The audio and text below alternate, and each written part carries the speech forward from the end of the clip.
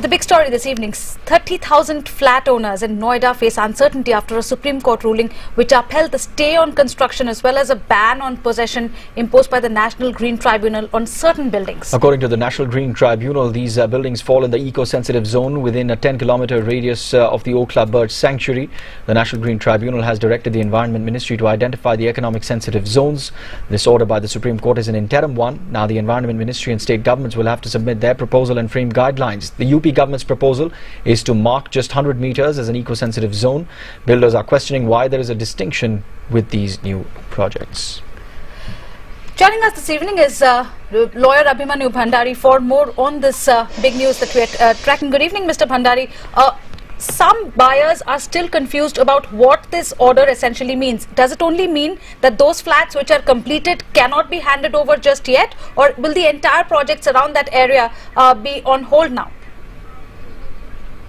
No, I don't think so. There is much of, I'm yet to kind of see the final order from the Supreme Court, but I don't think so there's any reason for panic whatsoever. All that has happened really is that there was an SLP which was filed against the NGT's order, whereby they wanted the Supreme Court to interfere in the interim order that was passed by the NGT. NGT hasn't said that construction should stop, rather construction can continue in full swing is what I understand. And therefore there should not be any panic. I mean, there is a matter which is pending before the NGT, and this issue will be looked into. So at this stage it would be very early to kind of say that there would be uncertainty. There really wouldn't be any uncertainty if all environmental regulations and plans were approved and the builders did everything in accordance with the laws and the regulations. Right. Mr. Bhandari, just stay on with us. We have a caller, Shubhangi, who's on the phone line with us from Nashik. Good evening, Shubhangi. Go ahead with your question. Yes, good evening. Now the thing is that now see, this lawyer also is saying, now he is saying that there is no uncertainty. How does one understand that there is not going to be any uncertainty when the Supreme Court says that these kind of things are not going to be allowed? These people do the same thing. The bigger builders, they pay so much money to these lawyers who again confuse everybody around the place. Yeah, small buyers go and buy the places, and then finally when it is the whole thing comes, it always bangs on the buyers. Because builders have their own way, because normally as the scene is that there is this nexus between the builders, the politicians and the authorities. They play the whole game on their way. Right, so you're saying why should buyers suffer? That's your point. I must clarify here. No, I understand that point. You see, please understand, and let's not talk about this case specific. But this allegation that you're making is that there's this whole big nexus between builders and politicians, and therefore it is the grass which suffers when these two elephants kind of, are in collusion with each other. You have to kind of, understand each case on its own facts. If all the environmental permissions, consents and everything is in place, and the builder kinds of starts after he has acquired all those permissions in accordance with law, then no one has to fear anything, There may be some proceeding initiated in some court, but I'm quite sure that one would successfully be able to argue in any court or any tribunal that, look, there were 5 kinds of environmental permissions I needed. I have got them, and I have done this development in accordance with the sanction plan. So there should not be any reason to worry. But of course, in developments where the builder has not taken any, for example, the sanction plan is not approved, or there are licenses which one needs to get, or environmental clearances one needs to get and is not in place, then of course one needs to be careful about this. And it is really on the buyers to ensure that in today's world they do their due diligence before they put the check through and buy a flat. Okay. Just on that note, I'd just like to get another buyer, Shivani Sahni, who's joining us on the phone line from New Delhi. In fact, she's directly affected. Ms. Sahni, go ahead. Actually, I want to know that whether Amrapali Leisure Valley, a project in Greater Noida, Sector 2, Greater Noida West, whether it is legal or not. See, I don't know where this land is situated. One needs to read all the documents. But if you have bought a property there, or if you're considering buying a property there, then you should do a detailed due diligence before you sign the agreement to sell, or before you put any money for deposit. You should see what is the state of the sanction plans. You should see whether all environmental regulations are in place or are not in place. A lot of the material you can get by simply doing a Google search, by understanding where the land is, doing some queries, going and checking out the plot by yourself, and seeing whether it is, you know, near any sanctuary, any eco-sensitive place. If it is, then try and find out, you know, from a lawyer Right. friend or from some person as to whether there is an issue or not an issue. Right, but I think in this to case, kind of give a the general National reply- Green Tribunal order actually came with retrospective effect for some builders. But let's just get in a caller. Hema Sahu is on the phone line from There Delhi. you go. Good evening, Hema. Go ahead. Dari, I wish to know, I have got a flat at Aman JP Group, Sector 151, Noida, in 2009, and I've almost paid 80% of it. I wish to confirm whether the Green Tribunal order affects my property also. Right. Also on the phone line with us, Hema, thanks very much. Abhijit Bhattacharjee is calling us as well. Mr. Bhattacharjee, what's your question? See, my own assessment of this is that the whole lot of builders have taken a large amount of money from the population, from the public, in tens of thousands of crores, and they have not delivered for a very long time, well past their due date. Now it is quite possible that, you know, these matters will go to court or a regulator on these matters, and they desperately need a bogey. And this environment bogey has been brought up to, you know, just find an excuse to go on delaying and not delivering or not being answerable for such actions. All right. Thanks very much. Mr. VK Puri is also calling us from Delhi. Good evening, Mr. Puri. What's your No, question? But Yes, good evening. All right. Thanks very much. Mr. VK Puri is also calling us from Delhi. Mr. Puri, if you'll please switch off your TV. Hello? Yes. Yes, what's your question, sir? Actually, the flats were purchased when the builders had confirmed that government had sanctioned the construction and bank had given loan on that basis.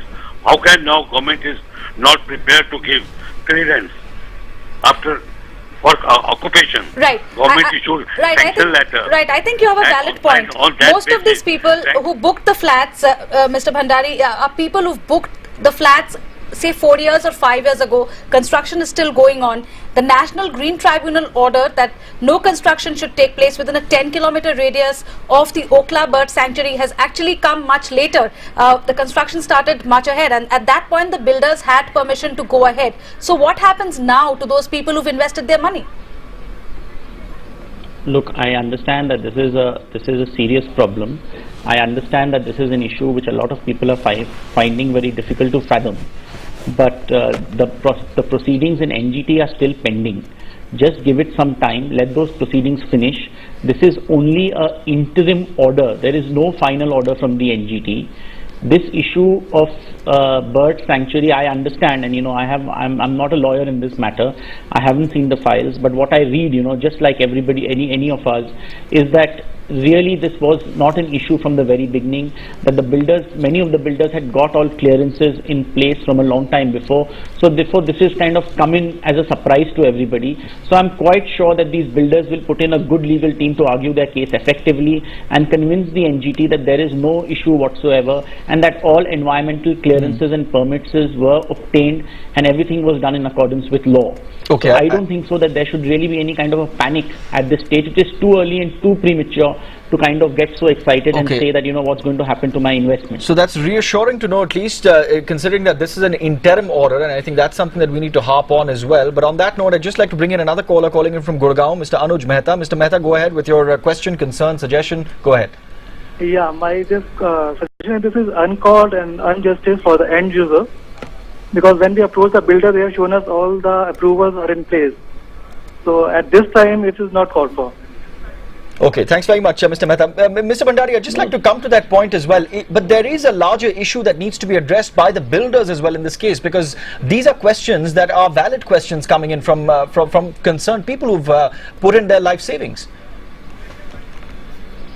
Look, let me tell you, there is, forget the builders, I'm really telling you, in some of these cases, what I read, is that the builders did not do anything wrong. The builders got their environmental permits and consents, and only after doing that, they started construction. Noida has been developing for such a long time. I mean, I think there's every other middle-class families have invested in properties in there, including me. And I myself am not jumping to any conclusion. I think we need to just hold our horses and not just start blaming the builders. On the larger issue, something needs to be done now. enough of chaos we've seen in the country in the last 2 years, and I'm hoping that this new government will kind of pull their weight behind all this. This is completely ridiculous. You go, spend your hard-earned money, buy a property. Noida is happening in front of all our eyes in Delhi, and suddenly when it is ready to be kind of possession is to be given, a tribunal passes an order, and panic spreads. So I think we need to kind of get our act together. If there is a bird sanctuary, we all should have known about it from before. I mean, construction should not have been allowed to start there. But now if the authorities have started allowing construction has been done, clearances have been given, then I suppose anything retrospective would be very harsh on anybody. So I think we all need to kind of, I see the larger issue here. In this particular case, I think we just need to hold our horses. I think we are being premature. I think the matter is sub judice before NGT. Let NGT go, let the National Green Tribunal be seized of the matter. Let them hear all the parties, and I'm quite sure that, justice will be done in this case. All right, Mr. Bhandari, do stay on with us. You're telling buyers not to panic as of now. We're going to take a short break, come back with more of our callers and their queries and questions. Our top focus this hour on the blow to Noida buyers. Who's at fault, authorities or builders? Abhimanyu Bhandari, a lawyer, continues to be with us. We're getting callers in with their queries, questions and concerns as well. Shinu Dania is on the phone line with us from Noida. Go ahead. What's your question? Yeah, I wanted to know, since the Green Tribunal has put this order in retrospective review, so they should also provide a solution as to when they are passing an order, they should also see that they are a part of the mess. Since the buyers were also, caught, are flabbergasted at the order. Yeah. They are part of creating this mess. So they should take some responsibility, or also clarifying how do people proceed ahead now. All right, thanks very much for your suggestion and question. Let's bring in Vanita Nair. She's dialing in from Bangalore. Good evening, Vanita. What's your question? Yeah, I just wanted to know, because I just read that JP also comes under that 10-kilometer radius. Does Unitec also comes under that? And are the pieces of land, I mean the plots of land, also fall into this category? Because still the possession has not been given to the consumers, and we are the end consumer. That's what I Right. I think that we'll have to call the respective builders to find out whether these societies or these complexes are within that 10-kilometer radius. But the 10-kilometer radius, Mr. Bhandari, correct me if I'm wrong, is something that is still needs to be decided upon. It's something that the National Green Tribunal has said, and we are waiting to hear from the Environment and Forest Ministry on the final call, because the UP government wants it to be only about 100 meters radius from the Okhla Bird Sanctuary. Yes, of course, the ball is in the court of the National Board of Wildlife, and the central government really needs to take a call on this. And let me tell you can you hear me? We can. Yeah, and let me tell you that all that has happened so far is that the Supreme Court has simply said that let the central government take a decision. So therefore, I don't think so there is any need to panic. The ball is with the Ministry of Environment in the center right now, and I'm sure they will take a decision which will ensure that these 30,000 or 40,000 flat owners are not left high and dry. Okay, and in fact, just bring in one more caller, again from Noida, Amit Gupta calling in. Go ahead, Mr. Gupta. Yeah, hi. See, one thing I wanted to know was who actually is to blame for this fiasco. Now, there is a saying, in India, police, lawyer or doctor se na dushmani achhi na dosti achhi. In this case, I don't know who to go with. So, for example, I go to a bank to get a loan finance, right?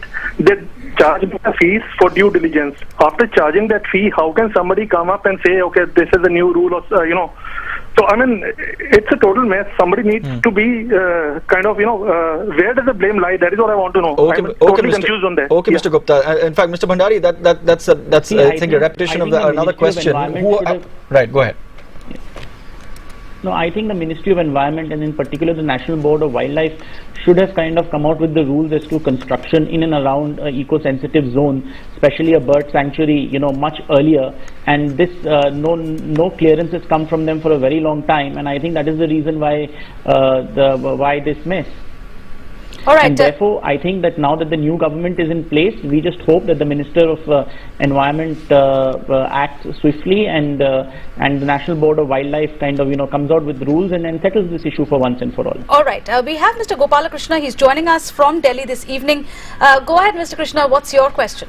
Good evening. You see, my query is, I am the latest entry into this fray. I'm purchasing a flat in Sector 78 Noida, and I already paid 20% of that amount, and the rest 80% I'm supposed to pay by next week. So I don't know where I stand now. I want a little clarification on this issue, please. Right. Although Sector 78, I believe, is away from that zone, but Mr. Bhandari, would you have any idea whether this comes within that 10-kilometer radius? No, see, I don't know geographically what comes within the zone, what doesn't come within the zone. But you know what I'm reading, you know, and really my knowledge is also based on what material is there out there on in public domain. And what I'm given to understand is that all that is happening at the moment is that completion certificates cannot be issued. I think the interim direction that NGT has given has restrained, you know, from authorities from issuing completion certificates to projects.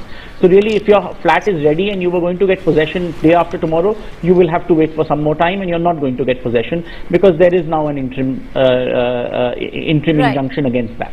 I have one last question. One of our callers asked if her flat was legal or illegal. Is it too early to jump to that conclusion? At the moment, we are still waiting for a Ministry of Environment and Forest to take a position and for a final order.